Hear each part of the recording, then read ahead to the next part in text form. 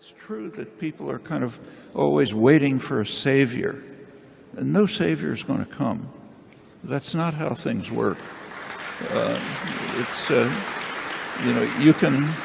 People can create the conditions under which some decent person may become a spokesperson, but they don't come from above and organize the movements.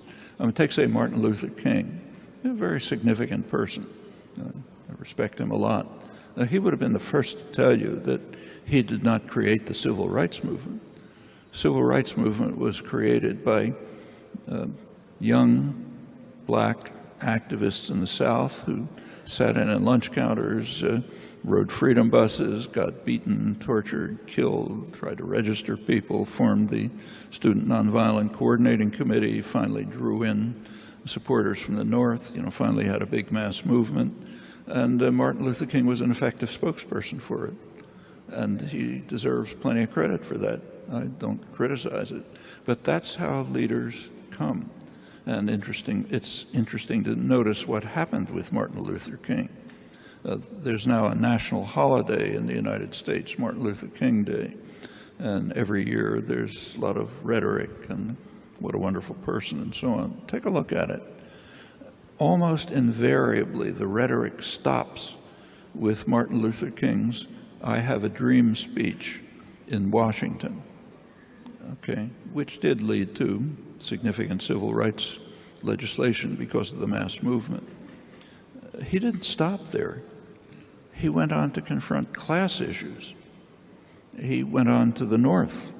In fact, when he was assassinated, he was supporting a public workers' strike, sanitation workers' strike in Memphis, Tennessee.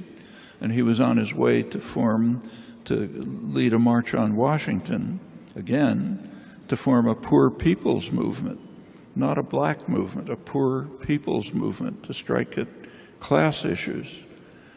He was assassinated. The march took place anyway, led by his widow. They did set up a tent city in Washington, Resurrection City. This is the most liberal Congress in American history.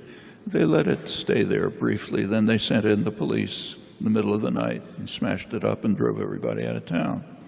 That part of Martin Luther King's history is gone. It's okay from the point of view of a northern liberal. It's fine to attack racist sheriffs in Alabama, but don't look at what we're doing. That's not allowed. And there was not enough popular support for his later efforts to succeed. That's the fault of people like us who didn't do the things we should have done. It's not going to get a leader who'll save you unless you do the work. Then you can get spokespersons.